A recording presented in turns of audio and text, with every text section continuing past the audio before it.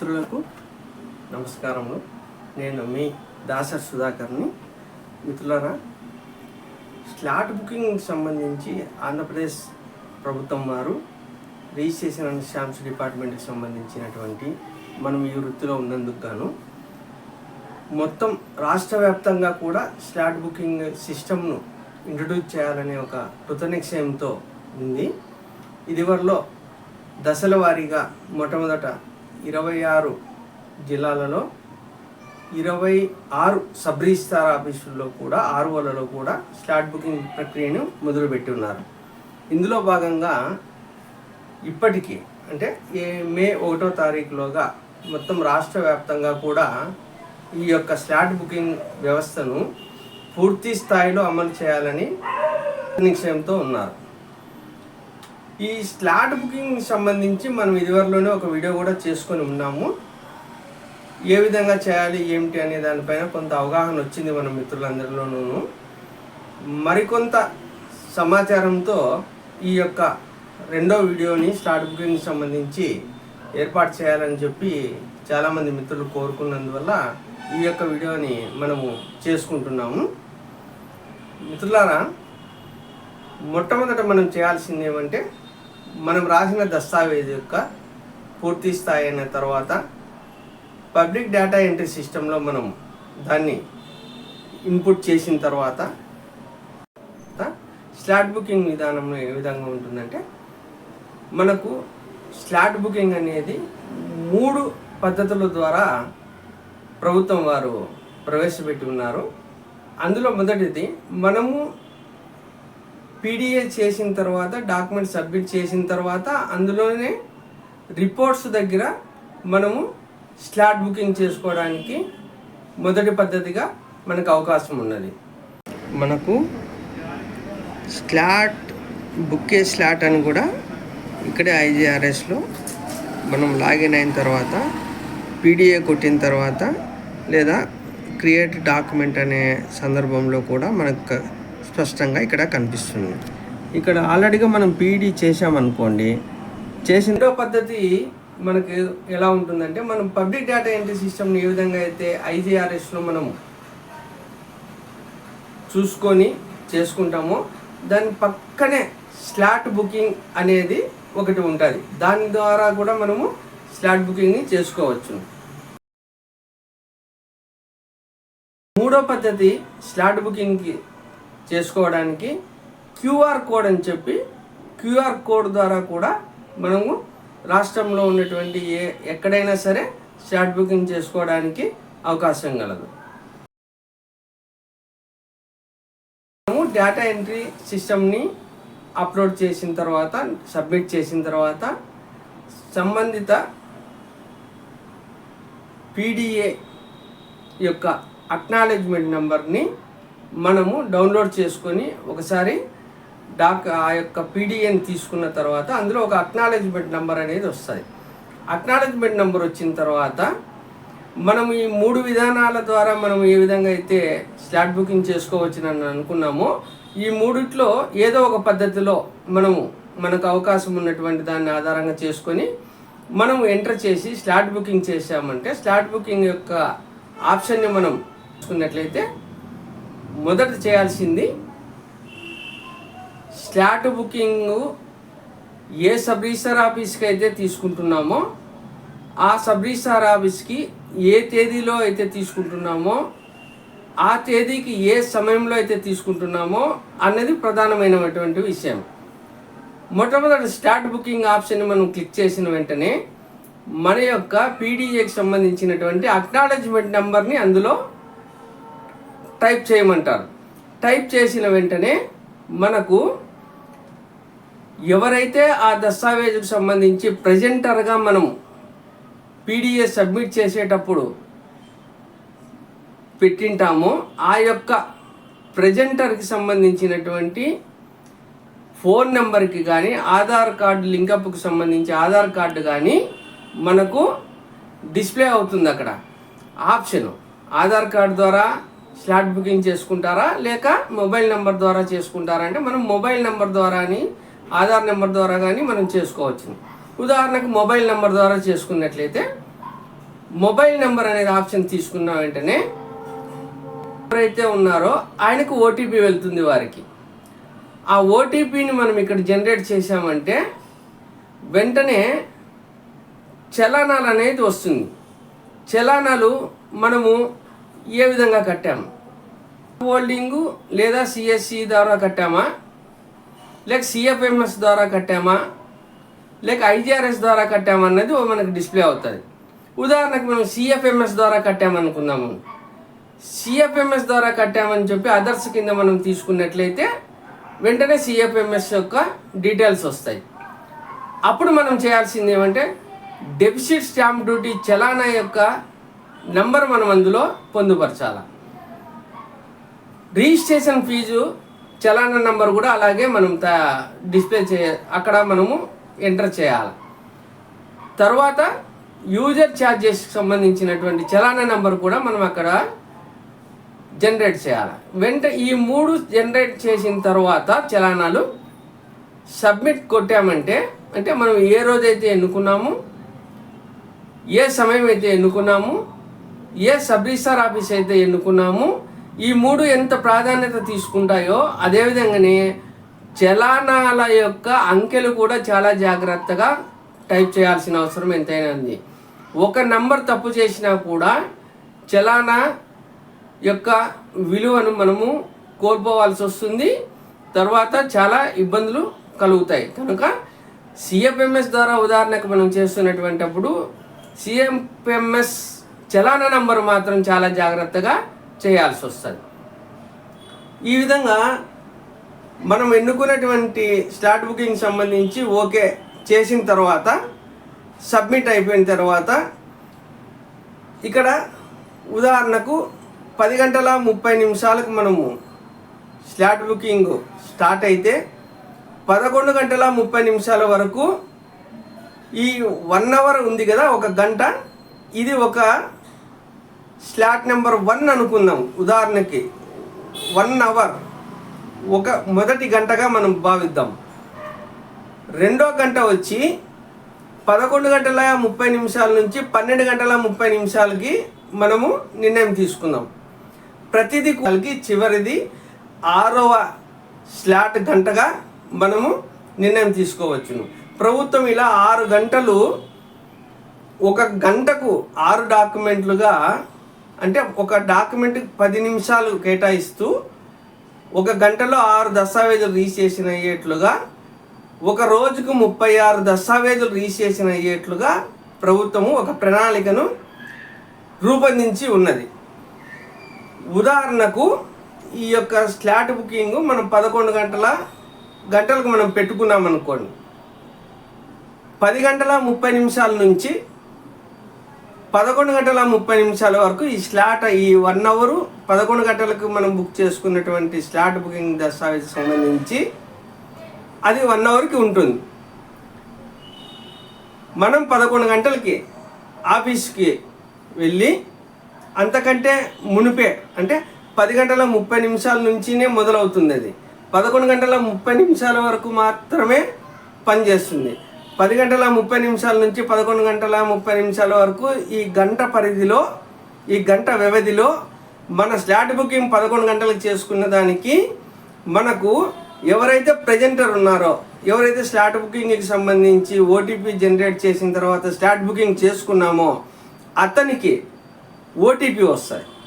ఓటీపీని ఆధారంగా ప్రభుత్వ సిబ్బంది వారు మనకు సిఎస్ నెంబర్ని జనరేట్ చేసి ఇస్తారు. ఆ తర్వాత ఆ సిఎస్ నెంబర్ని ఆధారంగా చేసుకొని మొట్టమొదట ఈకేవైసీ చేసుకుంటాం వినియోగదారులు.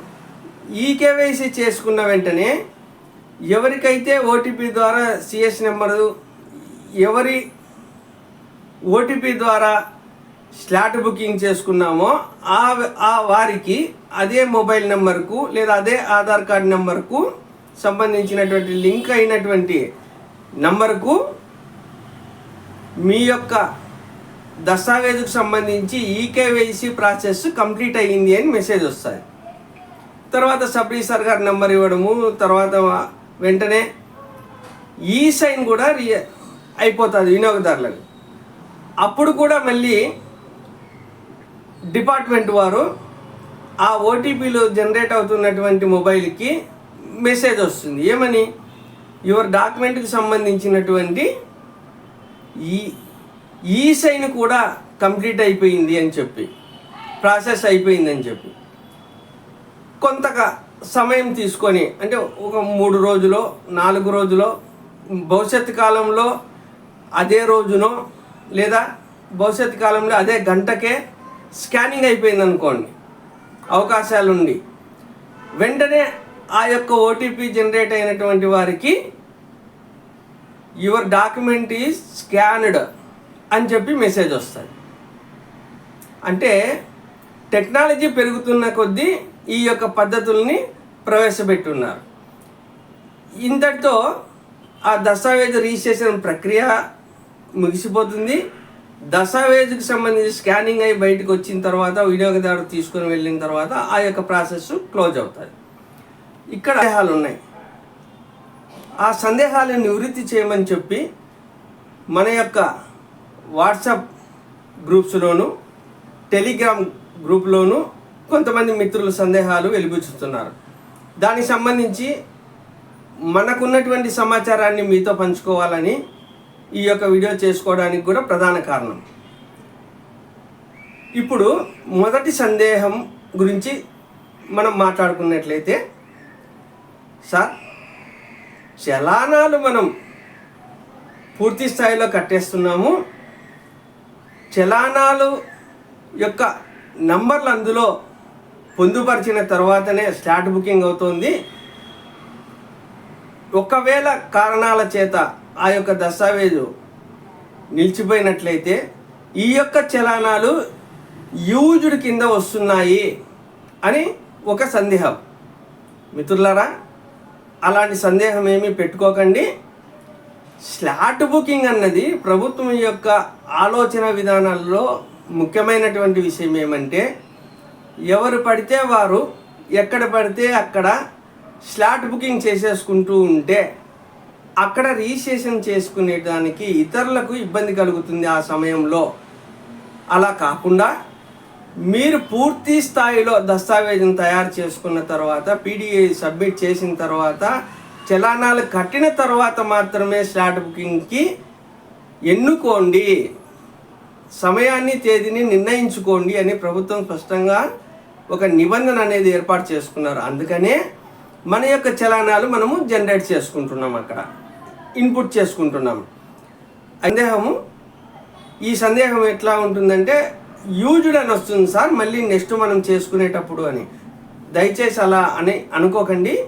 ఎందుకంటే ఈ కేవైసీ అయిన తర్వాత ఈ సైన్ అయ్యే సమయానికి ప్రభుత్వాధికారి ఆఫీసులో మనం జనరేట్ చేసినటువంటి చలానాలను అసైన్ చేస్తేనే అవి యూజ్డ్ కిందకి వస్తాయి. ప్రభుత్వాధికారి ఆ చలానాలు యూజ్డ్ అని రావడానికి గల ప్రధాన కారణం అసైన్ చేయడమే. అసైన్ చేయకుండా ఉన్నంతసేపు, అసైన్ చేయనంత వరకు ఆ యొక్క చలానాలు యూజ్డ్ కిందగా రావు. ఈ విషయాన్ని మీరు బాగా అర్థం చేసుకోండి. 10:30 మొదలైనటువంటి 1 గంట 11:30 అయిపోతాయి. అంటే నేను ఉదాహరణలు ఎందుకు చెప్తున్నానంటే మీకు అర్థమవుతాయనే ఒక ఆలోచనతోనే చెప్తున్నాను. 10:30 నుంచి 11:30 1 గంట వ్యవధిలో ఉన్న 6 దస్తావేజులు రిజిస్ట్రేషన్ చేసుకోవడానికి, ఉదాహరణకు నేను 11 గంటలకు స్లాట్ బుకింగ్ చేసుకున్నాను. ప్రభుత్వ నియమ నిబంధనలతో 11 గంటలకు నేను స్లాట్ బుక్ చేసుకున్నాను. 10:30 నుంచి నేను 11 గంటలకు చేసుకున్నాను కదా స్లాట్ బుకింగు, అది డిస్ప్లే అవుతుంది. నేను ఎవరైతే ప్రెజెంటర్ ఇచ్చానో వారిని 10:20 కానీ 10:40 కానీ 11 గంటలకు కానీ మనం పోతే ఆఫీస్లోకి ప్రభుత్వ అధికారి ఆ యొక్క ప్రెజెంటర్కి ఓటీపీ ద్వారా సిఎస్ నెంబర్ని జనరేట్ చేసి ఇస్తారు. కానీ సార్ 1 గంట వ్యవధి ఉంది కదా, 30 నిమిషాల నుంచి 11 గంటల 30 నిమిషాలకి అంటున్నారు. నేను 11 గంటలకు చేశాను కదా, నా 11 గంటల నుంచి 12 గంటల వరకు కదా నాకు 1 గంట ఉండే సమయం అని అంటారు. అది కాదండి. అంటే 6 భాగాలుగా విభజించారు ప్రభుత్వం వారు. ఆ 6 భాగాలు విభజించినప్పుడు 10:30 నుంచి 11:30కి 1 గంటగా ఉంటుంది. ఉదాహరణకు ఇంకొక ఉదాహరణ దీన్ని ఆలోచిద్దాం. 11:20 కూడా స్లాట్ బుకింగ్ ఉంది. దాన్ని మనం సెలెక్ట్ చేసుకున్నాం అనుకుందాం. 11:20 స్లాట్ బుక్ చేసుకొని హడావుడిగా మన వినియోగదారులందరినీ తీసుకొని వెళ్ళి అక్కడికి 11:20 కాకుండా 11:31 మనం అక్కడ మన యొక్క దస్తావేజుని, మన యొక్క పీడీఈని మనం అక్కడ సబ్మిట్ చేసామంటే అది డిస్ప్లే కాదు. ఎందుకు? 11:20 చేసుకున్న, 10:30 చేసుకున్న ఆ వ్యవధి అన్నది 10:30 నుంచి 11:30 వరకే ఉంటుంది కనుక 11:20 చేసుకున్న స్లాట్ బుకింగు కేవలం 10 నిమిషాలు మాత్రమే డిస్ప్లే అవుతుంది ఆఫీస్లో. ఈ విషయాన్ని స్పష్టంగా బాగా అర్థం అవుతుందనే ఆలోచనతోనే చెప్తున్నాను మీకు. దయచేసి 11:20 స్లాట్ బుక్ చేసుకొని 12:20 వరకు ఉంటుందన్నది మంచి పద్ధతి కాదు. చాలా జాగ్రత్తగా ఈ విషయాన్ని మీరు గమనించాల్సిందిగా కోరుచున్నాను. ఎట్టి పరిస్థితుల్లో కావాలంటే మీరు 11:20 స్లాట్ బుక్ చేసుకున్నప్పుడు 10:30 నుంచి ఏవైనా స్లాట్స్ అక్కడ అందుబాటులో లేకుండా ఏవైనా రిజిస్ట్రేషన్ల జరగని సమయంలో కొంత ప్రభుత్వ అధికారులు దీనికి 10:30 నుంచినే సిఎస్ నెంబర్ ఇవ్వడానికి కూడా అవకాశం ఉంటుంది. ఎందుకు? 10:30 నుంచి 11:30 మధ్యలో చేసుకున్నాం కనుక ఈ గంట సేపు ఆ స్లాట్ బుకింగ్ చేసుకోవడానికి మనకి అవకాశం ఉంటుంది. మూడో సందేహం సార్, ఇప్పుడు మీరు ఉదాహరించినట్లుగానే రెండో సందేహానికి సంబంధించినట్లుగానే 11:20 మేము స్లాట్ బుక్ చేసుకున్నాము. మాకు కొంత అవగాహన లేనందువల్ల, కొత్త విధానం వల్ల, పూర్తి స్థాయిలో మాకు సమాచారం లేనందువల్ల 11:20 చేసుకున్నటువంటి స్లాట్ బుకింగు మేము 11:35 వెళ్ళాము, మా స్లాట్ బుక్ అయింది, కనిపించట్లేదు అని మీరు అనుకోవచ్చు. అప్పుడు ఏం చేయాలని? Very simple. మీరు ఆ యొక్క అక్నాలెడ్జ్మెంట్ నెంబర్ని, ఏది పీడీఈకి సంబంధించి స్లాట్ బుకింగ్ ఆప్షన్ మళ్ళీ తీసుకొని అందులో రీషెడ్యూల్ అని ఉంటుంది. ఆ రీషెడ్యూల్ దగ్గర మాత్రం మనము రీషెడ్యూల్ ఆప్షన్ని సెలెక్ట్ చేసుకోవచ్చు. అయితే ఈ రీషెడ్యూల్ మనం సెలెక్ట్ చేసుకునే సందర్భంలో 200 రూపాయలు ప్రభుత్వానికి మనం చెల్లించాల్సి ఉంటుంది. ఎందుకు? మనకు కేటాయించినటువంటి ఆ 10 నిమిషాలు మరెవరికి కేటాయించకుండా, రిజిస్ట్రేషన్ ప్రక్రియ చేయకుండా మన వినియోగదారుల కోసం చేసినటువంటి దస్తావేజు రిజిస్ట్రేషన్ చేసుకోనందువల్ల మీరు 200 రూపాయలు అదనంగా చెల్లిస్తే మీ దస్తావేజు తర్వాత రిజిస్ట్రేషన్ చేస్తామని ఒక నిబంధన ఏర్పాటు చేసింది కనుక ప్రభుత్వం వారు, మనం 200 రూపాయలని ఐజీఆర్ఎస్ వెబ్సైట్లోనే రీషెడ్యూల్కి సంబంధించినటువంటి ఆప్షన్ సెలెక్ట్ చేసుకున్నప్పుడు అక్కడే పేమెంట్ అడుగుతుంది. మనం అక్కడే కట్టాలి ఈ 200 రూపాయలు. నేను సిఎఫ్ఎంఎస్ ద్వారా కట్టొస్తాను, సిఎస్సి ద్వారా కడతాను, స్టాక్ హోల్డింగ్ ద్వారా కడతానంటే ఒప్పుకోరు ప్రభుత్వం వారు. ఐజీఆర్ఎస్లోనే అక్కడే కడితే మళ్ళీ దాన్ని రీషెడ్యూల్ కిందకి తీసుకుంటుంది ప్రభుత్వ సిబ్బంది. మనకి అక్కడ ఇబ్బంది లేకుండా ఉంటుంది.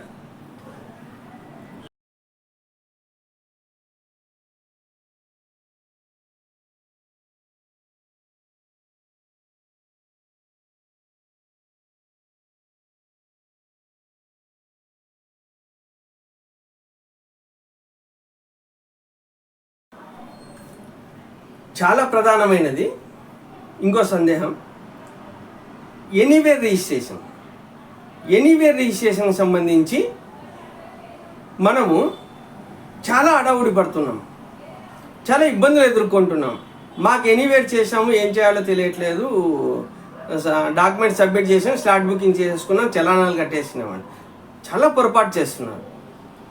మీరు మొదట దస్తావేజ్ తయారు చేయండి, చేసిన దస్తావేజును పీడిఏ చేయండి, మీరు ఎన్నుకున్నటువంటి సబ్ రిజిస్ట్రార్ ఆఫీస్కి పీడిఏ ద్వారా సబ్మిట్ చేయండి, చూస్తూ ఉండండి. రిపోర్ట్స్లోనే మన ఐజీఆర్ఎస్ యొక్క రిపోర్ట్స్లోనే మనం ఎలాగో ప్రింట్ తీసుకుంటాం కదా, ఏది ఆ పీడీకి సంబంధించినటువంటి అక్నాలజ్మెంట్ నెంబర్ ఉంటుంది కదా, ఆ రిపోర్ట్స్లో ఎనీవేర్ సంబంధించి ఉన్నట్లయితే ఆ యొక్క స్టేటస్ యాక్సెప్ట్ చేశారా, రిజెక్ట్ చేశారా, స్టేటస్ పెండింగ్లో ఉందా అనే 3 రకాలైనటువంటి ఆప్షన్స్ అక్కడ కనిపిస్తాయి. ఎప్పుడైతే ఆ యొక్క లాగిన్ ఎవరైతే అయ్యారో, ఎవరైతే పీడిఏ చేశారో, ఎవరు లాగిన్లో అయితే చేశారో వారికి అది డిస్ప్లే అవుతూ ఉంటుంది. ఇన్ కేస్ 48 గంటల సమయం తీసుకుంటుంది కదా ఇప్పుడు ఎనీవేర్కి సంబంధించి, రిజెక్ట్ చేశారనుకోండి, మీకు డిస్ప్లే అవుతుంది అక్కడ రిపోర్ట్స్లో. ఇప్పుడు ఉన్నటువంటి టెక్నాలజీ పరంగా ప్రభుత్వం ఇప్పుడు ఇచ్చినటువంటి ఒక వెసులుబాటుకి సంబంధించి అప్పుడు ఆ రిజెక్ట్ చేశారంటే రీజన్ కూడా మనకు కనిపిస్తుంది, ఎందుకు రిజెక్ట్ చేశారు అని. చూడండి మిత్రులారా, టెక్నాలజీ పెరిగే కొద్దీ ఎంత అద్భుతమైనటువంటి సమాచారం మనకు అందుతుందో. ఇదివరలో మనకి ఎందుకు రిజెక్ట్ చేశారో ఆ రీజన్ ఏంటో కూడా మనకు తెలియదు, కానీ ప్రభుత్వం వారు ఇప్పుడు చేస్తున్నారు.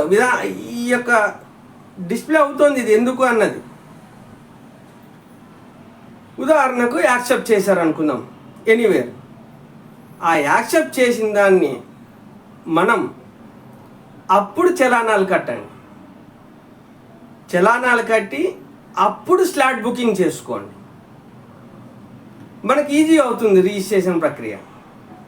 దయచేసి ఎనీవేర్ రిజిస్ట్రేషన్కి సంబంధించి చలానాలు కట్టేసి తర్వాత స్లాట్ బుకింగ్ చేసేసుకొని గందరగోళానికి మాత్రం దయచేసి ఇవ్వకండి. ఎనీవేర్ డాక్యుమెంటు యాక్సెప్ట్ అయిందా, రిజెక్ట్ అయిందా తెలుసుకున్న తర్వాతనే ఈ ప్రక్రియని మీరు కొనసాగిస్తారని మరి కోరుకుంటున్నాం. ఇంకా 1వ తారీఖు 13వ తారీఖు మంచి రోజు అని చెప్పి మనం స్లాట్ బుక్ చేసుకోవాలనుకుంటే 1వ తారీఖునే మనం దస్తావేజ్ రాసుకోవాలి కదా, స్టాంపులు కూడా అప్పుడే తీసుకోవాలి కదా. పీడిఏ చేసేటప్పుడు కన్సిడరేషన్ అమౌంట్ రాసేసుకుంటాము, డేట్ ఆఫ్ ఎగ్జిక్యూషన్ రాసేసుకుంటాము, స్టాంపు పర్చేజ్ డేటు రాసేసుకుంటాము. ఇందులో డేట్ ఆఫ్ ఎగ్జిక్యూషన్ ఒక్కటే ప్రాధాన్యత సంతరించుకునేది. ఎందుకంటే ఈ 10 లక్షల రూపాయలు కొనుగోలుదారులు ఎవరైతే ఉన్నారో అమ్మిన వారికి ఆన్లైన్ ద్వారా చెల్లిస్తున్నారు అనుకుందాం. ఉదాహరణకి 13వ తారీఖు రిజిస్ట్రేషన్ కదా, మేము తర్వాత చెల్లిస్తాంలే డబ్బులు ఆన్లైన్ ద్వారా అని అనుకుంటే డేట్ ఆఫ్ ఎగ్జిక్యూషన్ ఎప్పుడండి 1వ తారీఖే పడిపోయింది, స్టాంప్స్ పర్చేజు 1వ తారీఖే పడిపోయింది, డబ్బు చెల్లించింది మాత్రము 13వ తారీఖు ఇచ్చినట్లుగా ఉంటుంది. ఇది టెక్నికల్గాను లీగల్గాను అంత మంచి పద్ధతి కాదు అని. ఎందుకు అంటే 1వ తారీఖు డేట్ ఆఫ్ ఎగ్జిక్యూషన్ అయింది అంటే అతను సంతకాలు చేస్తారు కదా ఎగ్జిక్యూటెంటు, అమ్మిన వ్యక్తి ఆ ఆస్తిని. అంటే 13వ తారీఖు ఎప్పుడో ముట్టాల్సినటువంటి ఆన్లైన్ ద్వారా ముట్టినటువంటి అమౌంట్ని 1వ తారీఖే నాకు 13వ తారీఖే ముట్టిందని చెప్పి సంతకం చేయాల్సి వస్తుంది. ఈ సందర్భంలో ఏం చేయాలి సార్ అని అంటున్నాను. దీనికి ప్రభుత్వం దృష్టికి పీడీఈలో ఎక్కడైనా కానీ ఎడిట్ ఆప్షన్ అనేది మనకు ఉంది. ఎక్కడ? షెడ్యూల్లో ఉంది, ఎగ్జిక్యూటెంట్ దగ్గర ఉంది, క్లైమేట్ దగ్గర ఉంది. ఈ date of execution, stamps purchase, consultation అనే ఈ 3 అంశాల దగ్గర మాత్రము ఎవరైతే లాగిన్ అయి పీడీఏ చేస్తున్నారో వారికి ఆప్షన్ లేదు. అందుకనే మిత్రులారా దీని గురించి కూడా కొద్దిగా ఒక చిన్న వెసులుబాటు కూడా ఉంది. ఇది 13వ తారీఖు మనకు మంచి రోజు అయినప్పుడు 13వ తారీఖు సాయంత్రం 5:30 తర్వాత స్లాట్ బుకింగ్ల యొక్క టైం అయిన తర్వాత సబ్ రిజిస్ట్రార్ గారి అనుమతితో ఆ యొక్క దస్తావేజులు, ఇలాంటి దస్తావేజుల్ని మనం రిజిస్ట్రేషన్ చేసుకునేకి వినియోగదారులు ప్రాధాన్యత ఇస్తున్నారు. ఈ విషయాన్ని కూడా టెక్నికల్గాను లీగల్గాను కొంత సమస్య ఉన్నది. దీనిపైన కొంత ప్రభుత్వ అధికారులు దృష్టి సారిస్తారని చెప్పి ఒక ఆలోచన. ఇక్కడ ఇంకొక విషయం కూడా మనం గమనించాలి. స్లాట్ బుకింగ్లు టైం అంతా అయిపోయిన తర్వాత సాయంత్రం 5:30 తర్వాత మనకు సబ్ రిజిస్ట్రార్ అనుమతితో రిజిస్ట్రేషన్ చేసుకోవడానికి ఒక వెసులుబాటు కూడా ఉంది, ప్రభుత్వం ఇచ్చారు. అదేవిధంగానే ఉదయం 10:30 స్టార్ట్ బుకింగ్ స్టార్ట్ అయితే ఉదయం 10 గంటల నుంచి 10:30 కూడా సబ్ రిజిస్ట్రార్ గారి యొక్క అనుమతితో దస్తావేజులు రిజిస్ట్రేషన్ చేసుకోవడానికి కూడా అవకాశం ఉన్నది. ఈ విషయాన్ని కూడా మిత్రులందరూ గమనిస్తారని ఆశిస్తున్నాము.